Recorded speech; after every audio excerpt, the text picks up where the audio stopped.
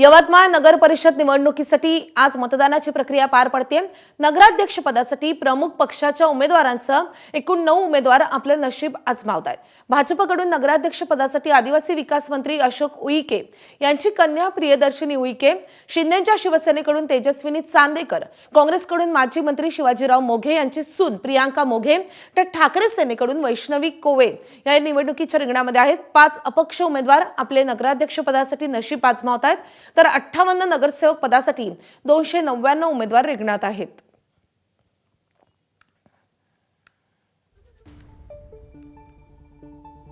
तर यवतमाळमध्ये 4 प्रमुख पक्षांच्या महिला उमेदवारांसह 5 अपक्ष उमेदवार रिंगणामध्ये आहेत।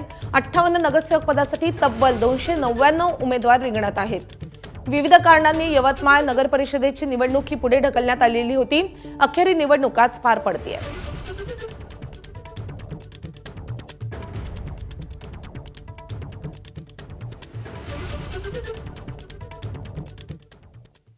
तर यवतमाळमधून आपले प्रतिनिधी निलेश फाळके आपल्या सोबत आहेत। निलेश, यवतमाळमध्ये मतदान केंद्रावर नेमकी काय स्थिती आहे?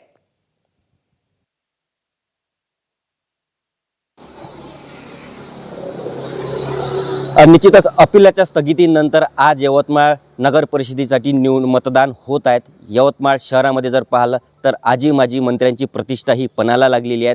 आदिवासी विकास मंत्री डॉक्टर अशोक उईके यांची कन्या ॲडव्होकेट प्रियदर्शनी उईके ह्या नगराध्यक्ष पदासाठी भाजपकडनं उभ्या आहे, तर काँग्रेसकडनं माजी मंत्री शिवाजीराव मोघे यांची सून प्रियंका मोघे ह्या निवडणुकीच्या रिंगणात उभ्या आहेत। सोबतच जर पाहिलं शिंदे सेनेकडनं सुद्धा तेजस्विनी चांदेकर ह्या नगराध्यक्ष पदासाठी उभ्या आहेत। एकंदरीत उभाटा गटाकडनं सुद्धा वैष्णवी कोवे ह्या निवडणुकीच्या रिंगणात उभ्या आहेत। नगराध्यक्ष पदासाठी एकूण पक्षासह 9 जण निवडणुकीच्या रिंगणात उभे आहेत, तर 58 जागेसाठी 299 नगरसेवक पदासाठी आपले नशीब आजमावित आहेत।